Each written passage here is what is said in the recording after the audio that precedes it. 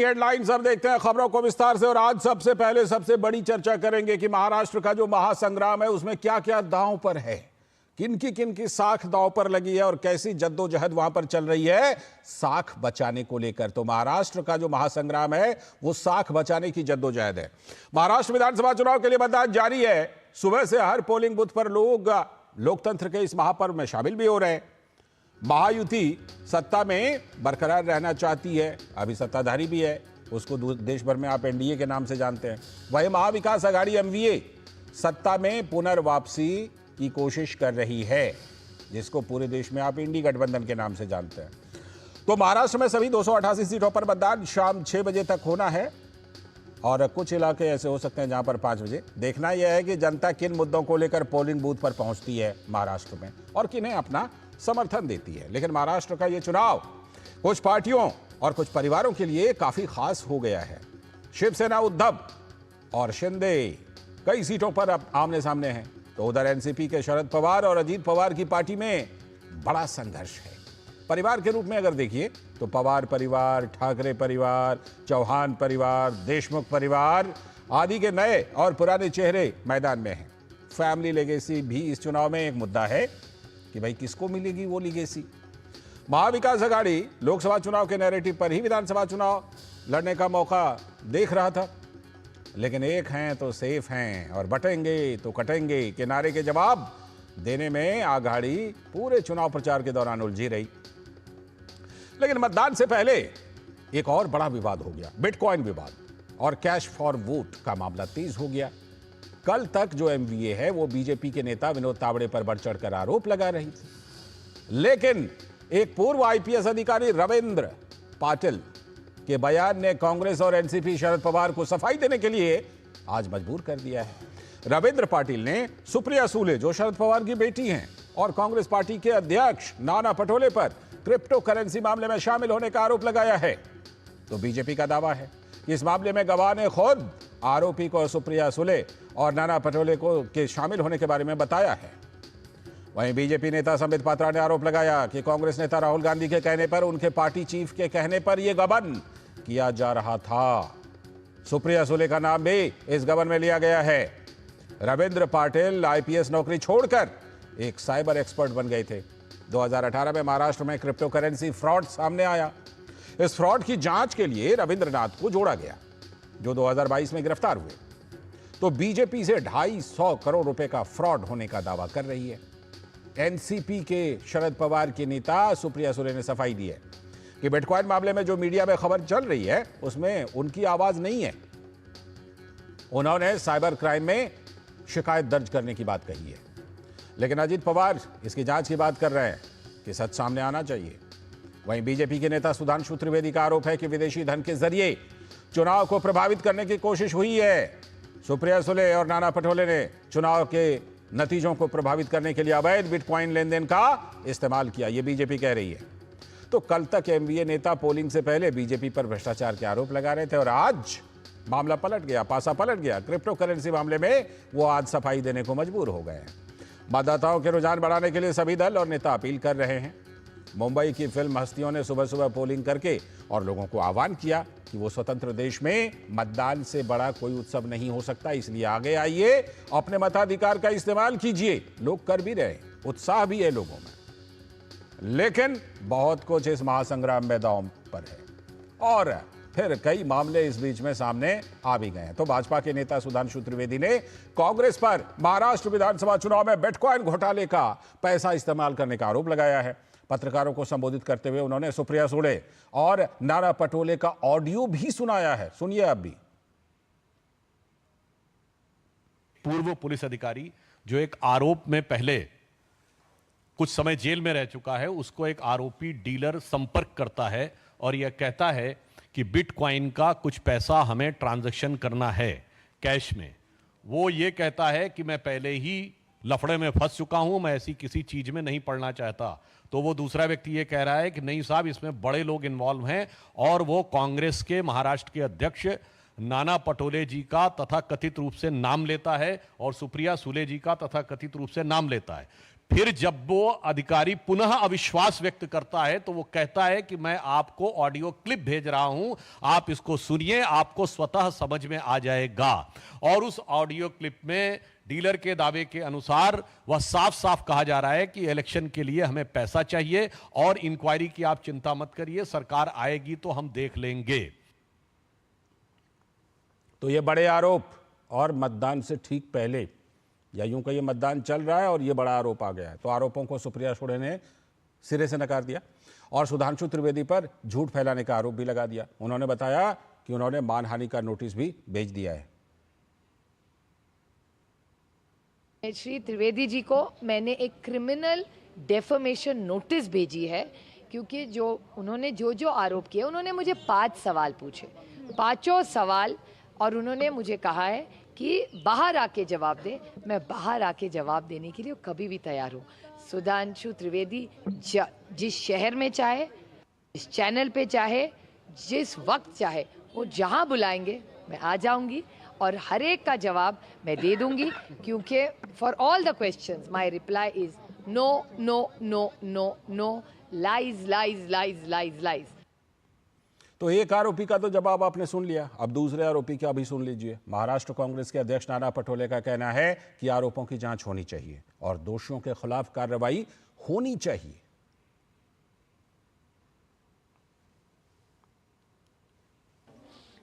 दूध का दूध पानी का पानी होना चाहिए। इस तरह से किसी की बदनामी करना, जो बीजेपी की हमेशा खासियत रही है, अब मेरे जैसे किसान के लड़के को अगर इन लोग इस लेवल पे बदनामी करने का जो इन लोगों ने छोड़ा नहीं है, तो ये झूठ बोलने वाली पार्टी, इनसे अब इनसे वही लेवल पे कानूनन हम लोग लड़ाई करेंगे। तो नाना पटोले किसान कार्ड खेल रहे हैं, लेकिन महाराष्ट्र के उप मुख्यमंत्री अजित पवार ने कहा है कि इस मामले की जांच तो होनी चाहिए। वो नाना पटोले को कई सालों से जानते हैं और उनकी अपनी बहन की आवाज़ को वो पहचानते हैं। वो आवाज़ के बारे में मुझे इतना ही जानकारी है। मैं दोनों को भी बहुत अच्छी तरह से जानता हूँ, बहुत सालों से जानता हूँ। तो वो भी आवाज़ उनका ही है, उनका बोलने का टोन, उनका आवाज़ दोनों का वही है। अभी इसके बारे में इंक्वायरी हो जाएगी। इंक्वायरी होने के बाद पता चलेगा कौन है, क्या है, इसके पीछे सच राज क्या है, वो पता चलेगा। अजित पवार तो पुष्टि कर रहे हैं, लेकिन जांच में सही सामने बात आएगी तो भाजपा के प्रवक्ता संबित पात्रा ने बताया कि ये तो बहुत बड़ा घोटाला है जिसकी कीमत करीब करीब 235 करोड़ रुपए है। जिस प्रकार से हम देख रहे हैं, और मैं भी अभी मीडिया में देख रहा था, तो ये कोई 50 करोड़, 100 करोड़, 150 करोड़ का विषय नहीं है। अभी तक जितना खुलासा हुआ है, ऐसा प्रतीत होता है मानो 235 करोड़ के आसपास का विषय है। तो ये मामला महाराष्ट्र चुनाव में मतदान चल रहे मतदान के बीच में काफी ज्यादा उबाल पर है। और क्या कुछ महाराष्ट्र चुनाव में हो रहा है, क्या कुछ होने वाला है, इसी पर आज खास चर्चा करने वाले हैं हम। हमारे साथ जुड़ रहे हैं राजीव पांडे जी, भारतीय जनता पार्टी के प्रवक्ता, कौशलेंद्र शर्मा जी जो शिवसेना यूबीटी के नेता हैं। बहुत बहुत स्वागत राजीव जी, कौशलेंद्र जी। और हमारे साथ हमारे सलाहकार संपादक विनोद मिश्र जी भी यहीं पर स्टूडियो में जुड़े हुए हैं। मुझे बताया गया है कि राजीव पांडे जी को कहीं जाना भी है, तो मैं राजीव पांडे जी के पास सबसे पहले चलता हूं। राजीव पांडे जी, मैं सबसे पहले सुप्रिया सुळे का जो जवाब आया उस पर आपसे बात करना चाहता हूं। उन्होंने कहा कि देखिए मेरा हर चीज में नो नो नो नो, हाँ, लाई लाई लाई लाई जवाब है, और हमने तो नोटिस भी भेज दिया है सुधांशु त्रिवेदी जी को। बताइए आप अपने आरोपों को कैसे स्टैब्लिश करेंगे? राजीव पांडे जी। लालचंद जी, देखिए लॉ में 2 तरीके का रिप्लाई कहा जाता है, एक डिनायल कहा जाता है, एक होता है बाल्ड डिनायल। ये नो कह देंगे, बाल्ड हो गया, बात खत्म। लेकिन bald denial is not a good denial. आपको ये बताना पड़ेगा आपकी आवाज है कि नहीं, क्योंकि अभी अगर वो ये बोल देते खुल करके कि नहीं है और कल को इसकी जांच होगी और इसमें कुछ उल्टा हुआ तो उनके खिलाफ जाएगा, इसलिए उन्होंने सीधा एक बाल्ड डिनायल कर दिया। देखिए अगर आप इतिहास देखेंगे, महाराष्ट्र में एक कमीशन की रिपोर्ट ने कहा था कि यहाँ पर जो माफिया है, पॉलिटिशियन और पुलिस का कनेक्शन है, और वो कनेक्शन पहली बार कब टूटा, जब भारतीय जनता पार्टी और शिवसेना की सरकार बनी और उस समय शिवसेना के नेता हमारे हिंदू हृदय सम्राट बाला साहेब ठाकरे जी और जो होम मिनिस्टर थे वो माननीय गोपीनाथ मुंडे जी जो अब नहीं है इस दुनिया में, वो होम मिनिस्टर थे।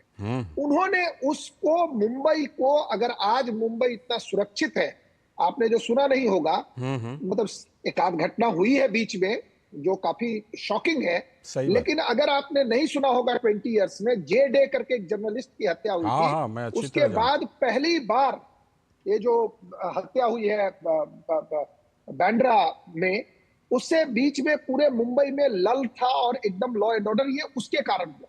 तो दुबई का कनेक्शन मुंबई के नेताओं के साथ और पर्टिकुलरली एक बड़े नेता के साथ बहुत दिनों से जुड़ा हुआ है। मैं तो इस बात आप जिस तरफ इशारा कर रहे हैं राजीव जी, जिस तरफ आप इशारा कर रहे हैं, क्या ये जो ताजा मामला बिटकॉइन का मामला है, इसके तार वहां तक भी पहुंचेंगे क्या? नहीं, मैं वही कह रहा था लालचंद जी, मुझे बस 30 सेकंड दीजिए जिससे मैं अपनी बात कह पाऊं, क्योंकि बहुत ही सीरियस बात कर रहा हूं। देखिए क्या है, अगर ये सही है जो, क्योंकि एक एक्स आईपीएस ऑफिसर ने कहा है, he has put his neck out. ऐसा नहीं है कि किसी ने एक इन्वेलप में डाल करके हमारे विनोद मिश्रा जी के यहाँ भेज दिया, लालचंद जी के यहाँ भेज दिया और आपने चला दिया। एक व्यक्ति सामने आकर के कह रहा है कि ये मैं कह रहा हूं। दोनों में अंतर होता है। एक होता है, जैसे आपने बाल्ड डिनायल देखा है, ऐसे बाल्ड एलिगेशन होता है केजरीवाल टाइप, किसी के बारे में कुछ भी बोलना, थूक फेंक देना किसी के ऊपर, स्पिटिंग एंड रनिंग। यहां पर एक एक्स आईपीएस ऑफिसर पूरी जिम्मेदारी लेकर के ये बात कह रहा है। अब दोनों में अंतर समझिए, वो जिम्मेदारी लेकर के ये बात कह रहा है कि ये है। और अभी आपने माननीय अजित दादा पवार का भी स्टेटमेंट सुना, बिल्कुल, जिसने भी दोनों की आवाज सुनी है उनको भी आप सुना दीजिए। अब ये बात कहां पर जाएगी, जो मुझे लग रहा है, बीइंग ए लॉयर, मुझे ऐसा लग रहा है कि इसकी जांच होनी चाहिए और गहराई से जांच होनी चाहिए। आप रहिएगा जरा, कौशलेंद्र जी से एक काउंटर लेता हूं मैं। कौशलेंद्र जी, जो बात राजीव पांडे जी कह रहे हैं कि देखिए उसमें लग तो रहा है कि उनकी आवाज है, आपके दो सहयोगी इसमें फंस रहे हैं कौशलेंद्र जी। एक तरफ शरद पवार एनसीपी की बड़ी नेता सुप्रिया सुले, और दूसरी तरफ नाना पटोले जो कि आपके सहयोगी के राज्य अध्यक्ष हैं। आप साथ देंगे अपने सहयोगियों का इस मामले पर कौशलेंद्र जी? जी बिल्कुल, जैसे भारतीय जनता पार्टी के प्रवक्ता महोदय ने जो बात बताई, भारतीय जनता पार्टी का झूठ पूरे महाराष्ट्र के लोग बहुत दिनों से जानते हैं। जिस तरह से सुबह के 5 बजे सरकार बनाई गई, उसने भी देखा है। जिस तरह से इसी अजीत पवार जी पर 100 करोड़ सिंचाई घोटाले का आरोप भारतीय जनता पार्टी लगाई, महाराष्ट्र के लोग वो भी जानते हैं। और इस तरह की अनेकों झूठ प्रचारित किए गए। जिस तरह से हमारे एक बात ये भी आती है, एक बात कौशलेंद्र जी, इसमें ये बात आती है कि जब तक अजीत दादा पवार आपकी गुट में होते हैं, तब तक आप कहते हैं कि ईडी, सीबीआई ये सब गलत कार्रवाई कर रही है, फंसाया जा रहा है। लेकिन जिस दिन इधर ज्वाइन कर लेते हैं, कहते हैं वो देखो दागी को ले लिया, वॉशिंग मशीन से धो रहा है। मैंने ये बात शिवसेना या महाविकास अघाड़ी के लोग नहीं कह रहे थे जब वो थे, ये भारतीय जनता पार्टी के पंत प्रधान ने लगाया था। अब जवाब तो भाजपा को देना चाहिए कि या तो पंत प्रधान झूठ बोल रहे थे या फिर अजीत दादा पवार। बिटकॉइन वाले मामले पर बोलिए, बिटकॉइन वाले मामले पर। ये जो बिटकॉइन वाला नया मामला है, ये कल सब पूरी दुनिया, देश और दुनिया ने देखी है कि किस तरह से भारतीय जनता पार्टी कल तक के जो बांटने और काटने की बात कह रही थी, ये उसका जवाब में एक झूठ का प्रचार है। कल तक के भारतीय जनता पार्टी कह रही थी कि बटोगे तो कटोगे। दुनिया ने देखा कि पैसा बांटो और पैसा बांटो। यानी आप वो कल वाले मामले पर बोल रहे हैं, लेकिन बिटकॉइन वाले मामले पर आप नहीं बोल रहे हैं। बिटकॉइन वाले मामले पर आप बिल्कुल उस पर जिन पर आरोप लगाए हुए खुद सक्षम है, वे जवाब दे रहे हैं। और भारतीय जनता पार्टी में अगर ताकत है तो उसे जांच करा ले। राजीव पांडे जी काउंटर। नहीं, देखिए मैंने ये कहा कि इसकी जांच तो होगी ही, और इसकी जांच मेरे हिसाब से, चूंकि इसका दुबई कनेक्शन है, तो इसकी जांच मुंबई पुलिस नहीं कर सकती है, सीबीआई भी नहीं करेगी। इसकी जांच मेरे हिसाब से एनआईए को करना पड़ेगा। आपके चैनल पे आज ये बात कह रहा हूं, अगर इसमें तथ्य मिला तो इसकी जांच, जो बिटकॉइन वाला जो इश्यू है, वो कोई छोटी मोटी बात नहीं है कि यहां पर हो गया, कौशलेंद्र जी और राजीव पांडे बात करके डिबेट करके खत्म कर लेंगे। नहीं, मैंने कहा जांच तो होनी ही चाहिए। ठीक है। एक एक्स आईपीएस तो ये जांच होगी कि कहां से ये विषय, कहां से पैसा आ रहा है। ठीक और है। इस पैसे का देखिए, इस पैसे, लालचंद जी जस्ट 30 सेकंड में एक बात जरूर, बताना जरूर। चाहता हूं कि इस पैसे का इस्तेमाल एक होता है कि चुनावी प्रक्रिया में, लेकिन इस देश में बहुत बड़ा रैकेट चल रहा है। पहला रैकेट है कन्वर्जन का, दूसरा रैकेट है कि बाहर से आदमी लाओ, पूरे देश में बसाओ। आपने देखा कि रोहिंग्या के पैर में कैसा चिप लगा था कि हैदराबाद, जम्मू, जयपुर, दिल्ली, सब जगह जाकर बस जहां गए। सही बात। इंस्टॉलेशन है, नहीं, जहां जहां भारत की जो शक्ति है, जहां जहां बॉर्डर एरियाज है, जम्मू में, कश्मीर में क्यों नहीं गए रोहिंग्या? क्योंकि वहां इनके पास ऑलरेडी स्लीपर सेल के लोग हैं, स्लीपर सेल के रूप में उससे। तो ये पैसा कहीं उस स्लीपर सेल के लिए यूज हो रहा है तो नहीं हो रहा है। ये पैसा कहीं नक्सल एक्टिविटी के लिए, क्योंकि नक्सल का फुटप्रिंट देश में घटा है लालचंद जी। अगर आप देखें कि 10 साल माननीय मोदी जी के नेतृत्व में जो सरकार है, उसमें नक्सल का फुटप्रिंट घटा है। और जब से अमित शाह जी आए तब से तो कमर ही टूट गई लोगों की। तो अभी उसमें भी पैसा नहीं है। ऊपर से जब नोटबंदी हुआ तो अब ये पैसे का इस्तेमाल मेरे हिसाब से 4 जगह, चुनाव में वोट जिहाद के लिए हुआ होगा इस पैसे का इस्तेमाल, अगर ये हुआ है तो। दूसरा इस्तेमाल इसका कन्वर्जन के लिए है, तीसरा आतंकवादी गतिविधि के लिए है, चौथा नक्सली के लिए, और पांचवा स्लीपर सेल को इंडिया में सेटल करने के लिए। बड़ी बातें, बड़े बड़े आरोप आप कह रहे हैं। निश्चित तौर पर जांच कराइए। आप तो केंद्र सरकार में हैं तो बिल्कुल पूरी जांच होनी चाहिए इसकी। आप अगर हमारे साथ और रुक सकते हैं तो मोस्ट वेलकम। नहीं, मैं हूं। अच्छा, आप अभी हैं, अच्छी बात है, ठीक है। मैं जरा विनोद जी के पास मैं आता हूं, कौशलेंद्र जी आता हूं, और हमारे साथ हमारे संवाददाता योगेश शीतल भी जुड़े हैं। मैं पहले विनोद जी के पास आता हूं, फिर योगेश शीतल से भी मैं अपडेट लूंगा। विनोद जी, आपने दोनों प्रवक्ताओं की बात सुनी, ये मामला कितना सीरियस लग रहा है आपको? और फिर ये भी, इसका पॉलिटिकल एंगल भी हम लोग देखेंगे कि ये कल तक कुछ और चल रहा था, आज फिर ये मामला सामने आया, तो इसका पॉलिटिकल एंगल क्या है? लेकिन ये कितना मामला सीरियस लग रहा है आपको? लाल जी, अगर आज हम चुनाव की बात करते हैं तो आज महाराष्ट्र के लिए एक बहुत बड़ा दिन है जी। लोकतंत्र का एक, आप कह सकते हैं कि ये बड़ा उत्सव है। तो किसी फिल्म एक्टर शायद अनुपम खेर ने वोट करते हुए कहा कि स्वतंत्र भारत में, एक आज़ाद भारत में, इससे बड़ा मतदान से बड़ा कोई पर्व हो ही नहीं सकता। तो जाहिर सी बात है कि लोग आज जो है वहाँ जश्न में हैं। महाराष्ट्र में एक लोकतंत्र के उत्सव में लोग हैं, और उसकी बात तो आपको योगेश बताएंगे। बिल्कुल। लेकिन इम्पॉर्टेंट चीज़ इसमें यह है कि ये पूरी की पूरी लड़ाई जो बीजेपी और एनडीए का जो एक विकास को एक बना के उन्होंने ये किया था कि 2.5 साल में उन्होंने क्या किया है, और उसको एक तस्वीर लेके जब महाराष्ट्र के इलेक्शन में जा रहे थे तो उस इलेक्शन के नैरेटिव्स को चेंज करने के लिए एमबीए और इंडिया गठबंधन की तरफ से किस तरह की कोशिश हुई।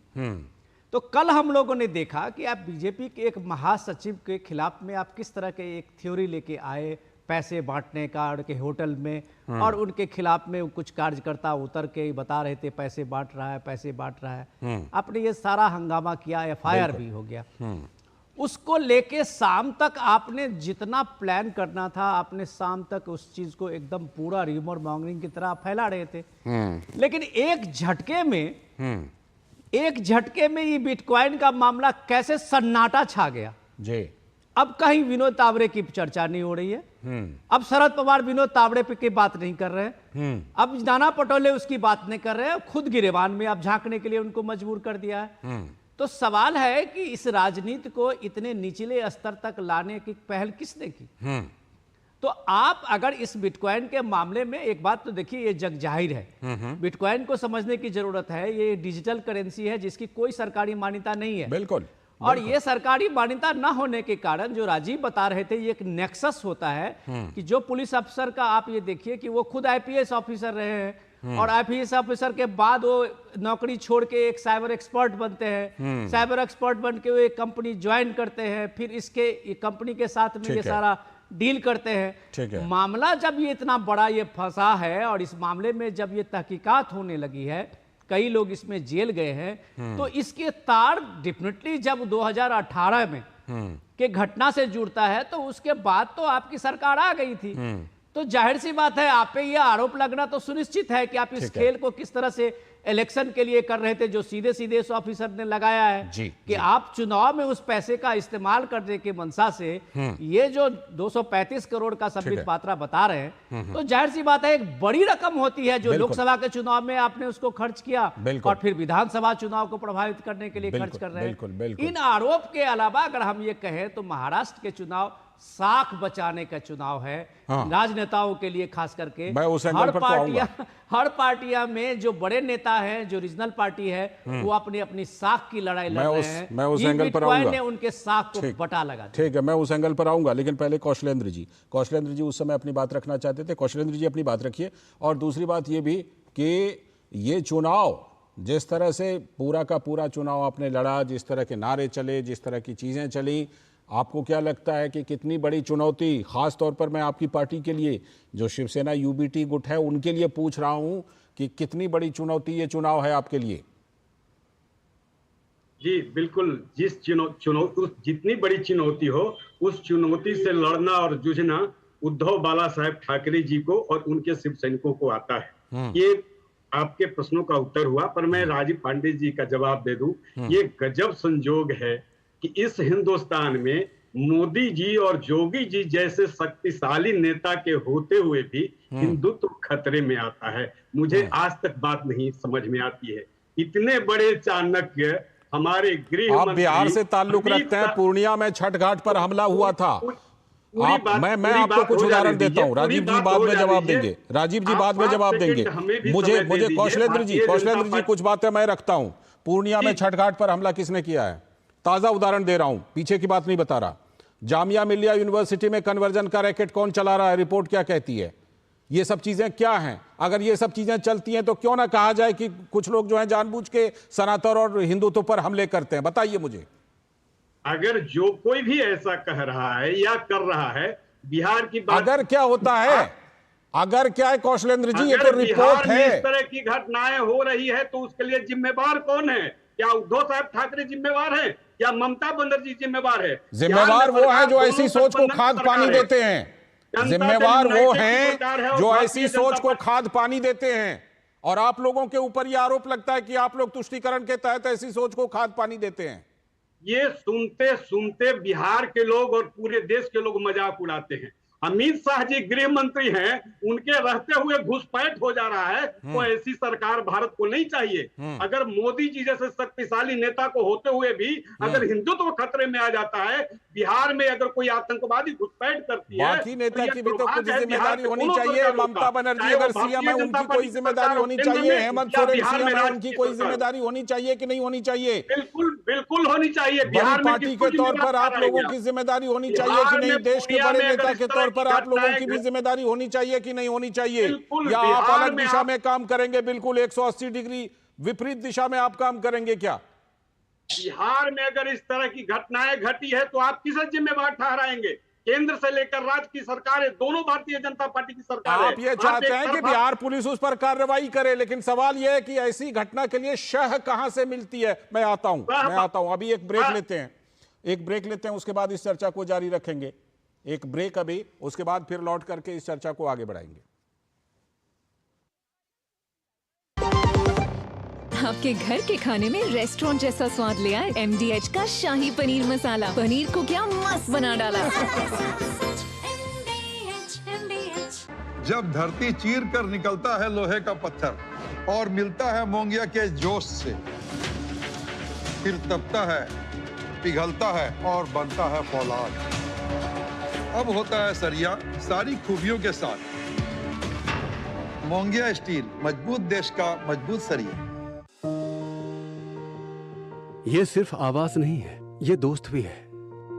ये दर्द मिटाता है, ये हौसला बढ़ाता है, ये साथ में खेलता है, ये त्योहारों में रंग जमाता है, ये आफत में किसी ढाल से कम नहीं है। अपने नाम का अपना घर किसी सपने से कम नहीं। तभी तो आज दुविधा घर के बाहर पाई जाती है और सुविधा अंदर। हमारी सरकार जो घर देती है ना, इसमें बाकी सुविधाएं भी साथ होती। शौचालय हो, बिजली हो, पानी हो, गैस हो, सरकार की अलग अलग योजनाएं, प्रधानमंत्री आवास योजना के इस करोड़ों घरों को संपूर्ण बनाती है। पीएम आवास 4 करोड़ से अधिक परिवारों को सुकून, सुविधा, स्वाभिमान।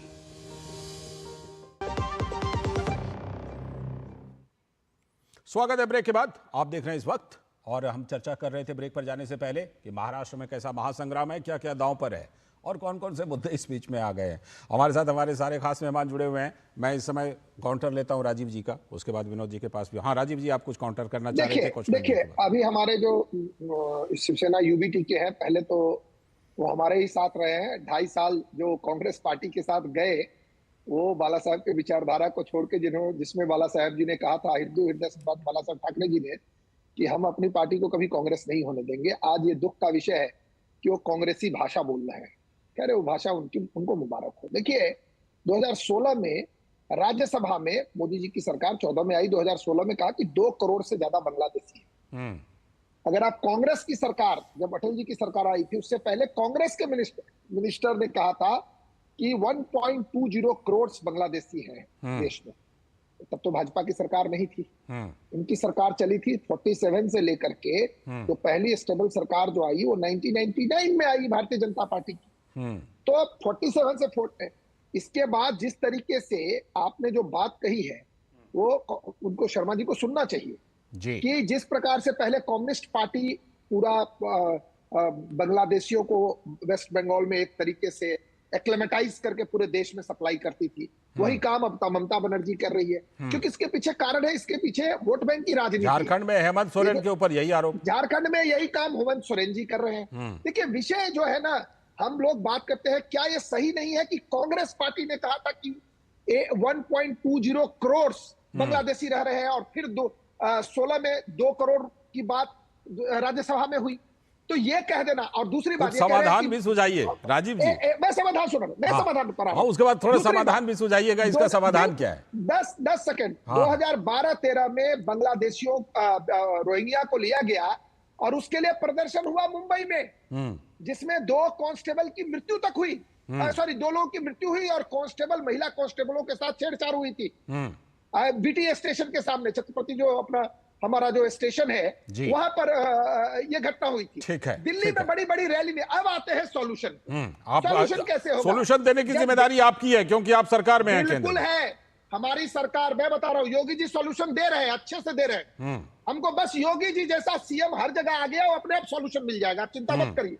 मैं आपको बता रहा हूँ। ठीक है, मतलब आप चाहते हैं कि सीमावर्ती इलाकों में जैसे आपकी असम में सरकार है, वैसे ही सरकार चाहिए आपको? बिल्कुल। अभी देखिए, हेमंत विश्व शर्मा जी ने 2.5 लाख एकड़ जमीन घुसपैठियों से वापस लिया है सरकार का।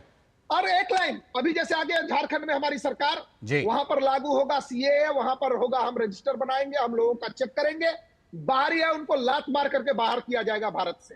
और मैं बता रहा हूं, जैसे एक last line, Bharatiya Janata party ने कहा था हम राम मंदिर बनाएंगे, बनाया।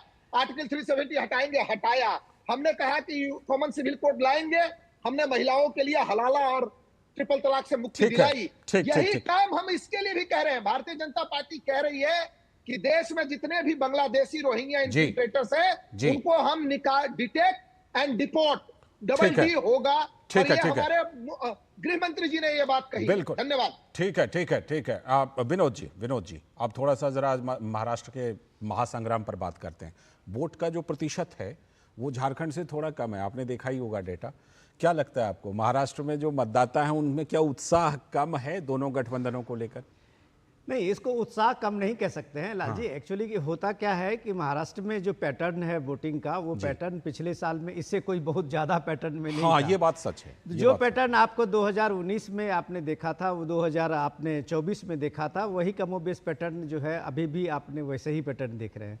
तो ये कोई सरप्राइजिंग नहीं है। सरप्राइजिंग तो तब होता है जब ये लगता है कि सरकार को बदलने के लिए एक बड़ी तादाद में लोग निकलते हैं। ऐसी संभावना तो उसमें अभी वोट के जो वोटिंग टर्नआउट है उससे तो नहीं दिखता है।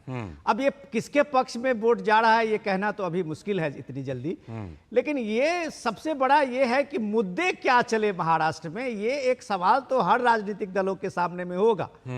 क्योंकि मुद्दे चलाने के लिए जिस तरह से 2024 के पिच पे शिवसेना उद्धव ठाकरे के गुट पे और कांग्रेस पार्टी से लेके शरद पवार, वो संविधान खतरे में लोकतंत्र खतरे पिच जो चाहते थे, क्या ये विधानसभा चुनाव आते आते उनका वो पिच रहा? क्योंकि उस पिच को जिस तरह से योगी आदित्यनाथ ने जिस तरह से उस पिच को उखाड़ा, और उस पिच पे जो बटोगे तो कटोगे का और प्राइम मिनिस्टर मोदी की रैलियों में एक रहोगे तो सेफ रहोगे का नारा लगा, तो जाहिर सी बात है कि ये पूरे के पूरे इलेक्शन कैंपेनिंग को उन्होंने इस दिशा में मोड़ दिया। और अब पूरे इलेक्शन में यूबीटी के चाहे वो उद्धव ठाकरे हो या फिर शरद पवार हो, वो जवाब देने के लिए मजबूर हुए। वो एक है तो सेफ है का काट ढूंढते रहे और बटेंगे तो कटेंगे काट ढूंढते रहे। तो ये इलेक्शन का ये जो नैरेटिव का एजेंडा था उनका सेट करना, ये नैरेटिव तो कम से कम उनके हाथ से निकल गया था। बिल्कुल। कौशलेंद्र जी बताइए, कैसा आपका नैरेटिव चला इस पूरे प्रचार में, और आपके महाविकास आघाड़ी का महाराष्ट्र में आपको लगता है कि लोकसभा में जो प्रदर्शन रहा, जो मुद्दे चले, वो इसमें चल जाएगा क्या? बिल्कुल, हम सरकार में आने वाले हैं, उद्धव साहब हमारे मुख्यमंत्री बनेंगे, ऐसा मुझे पूर्ण विश्वास है। लेकिन मैं पहले भारतीय जनता पार्टी के प्रवक्ता महोदय को मैं जवाब देना चाहता हूं। 2019 में भारतीय जनता पार्टी और 2014 में हम साथ साथ लड़े थे।